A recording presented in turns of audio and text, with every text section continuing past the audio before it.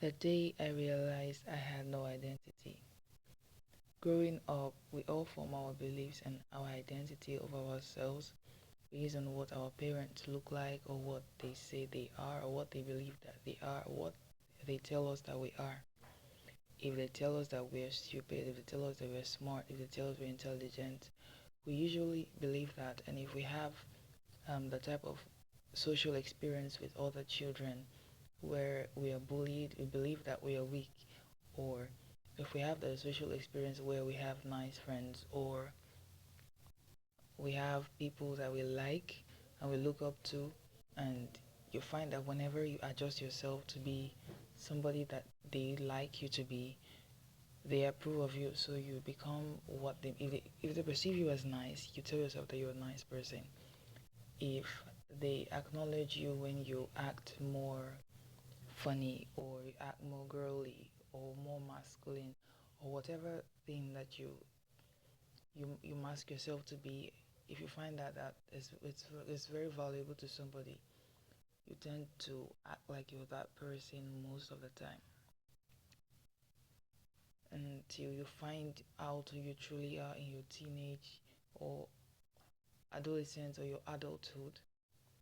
And that can be a very normal process to go through, especially for the average people that don't have a very, very solid background where their parents are healthy individuals and make sure that their children are healthy individuals too and are around healthy individuals most of the time.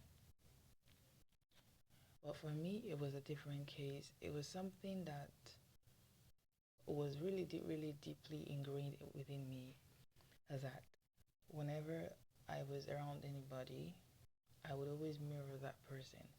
Not just a basic psychology thing where humans always, imitate the other person or slightly mirror the other person to show that you're interested or you're understanding what that person is saying, to show that you're listening, to make that person feel more comfortable, or just the human psychology of adapting to their environment. It wasn't about that. It was something deeper, it was something more complex. It was more of people pleasing. It was more of not feeling safe around anywhere I was or around anybody I was around.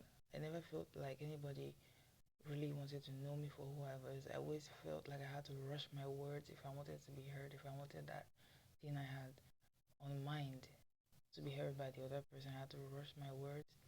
I had to, respond to pressure all the time. I had to always act like there was a deadline or act like if I didn't do this thing, this person wouldn't like me, this person wouldn't approve of me. If my mom said I was intelligent or my dad said I was intelligent, I would try more and more and more to maintain that image of intelligence, of an intelligent person. And whenever if I felt dumb, I felt not important, I felt not worthy of love. And if I was called wicked, maybe because I got into a fight with my sibling and I pushed them too hard and they fell and hurt themselves, even though it wasn't something that I intended to do, and I was called wicked, I would take that as my identity, as a burden that I didn't want to carry. But now, because they said it, it's my identity. And growing up, that still didn't leave me. In my teenagers, I would always be part, like, try to be part of the popular girls. And then the people that hated the popular girls because they sometimes mean, whenever they spoke about them and they didn't like what they were doing, I would say, oh, I don't like what they're doing also, just to be approved and part of that group. It just kept going on and on and on and on for a very, very long time. Till now, I am 22 and I still do the same things. I still find myself masking in relationships. This person says he like this color, and I'm like, oh, of course I like that color too. I like what that color. Of course I like that color, even though I do not like that color. Even though I obviously hate that color. Like I just realized that I don't even know who I am. The realization that nobody has ever truly known me, so nobody has ever truly loved me or liked me. You can't ever tell me that. Nobody can truly tell me that they've loved me for who I am because they have never known who I was, because I was just always mirroring them. And it's a very painful realization because It feels like you're a ghost and you're trying to talk to everybody, but then nobody sees you because you're a ghost and you're invisible, obviously. So nobody can see you, but you can see everybody. And this got worse when I started having feelings of dissociation and depersonalization, derealization. If you look that up, it's when you feel like your body is not real, you are not real. I feel like you're just watching yourself from outside.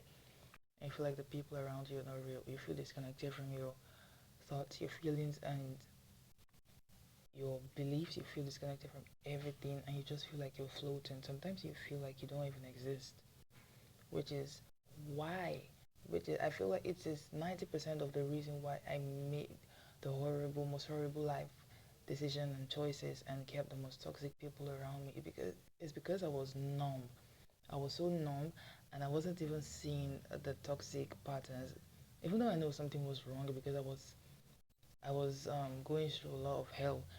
Still, I would still sit in that same pit. I would still sit in that same hell and just it's just like sitting in a bucket of very, very hot water, but not getting out of it because your body is numb to the hot water. And everybody's like, why don't you just fucking get out of the hot water? And everybody's tired of you not getting out of the hot water. But you can't get out of it because your skin is numb to it. So that's just what I wanted to share.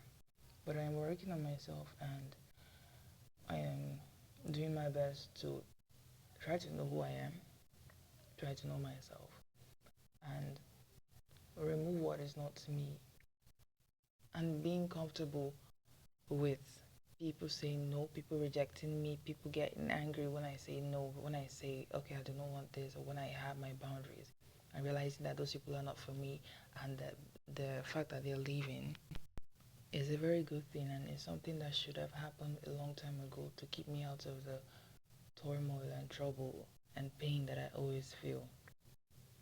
So I am getting comfortable with it, even though sometimes I feel I run into that shell. But at least the awareness keeps coming that this is not who you are. Why are you trying? Why are you trying to make them like you? Why are you being something you are not? And I am getting more comfortable with the consequences and the freedom of choosing me.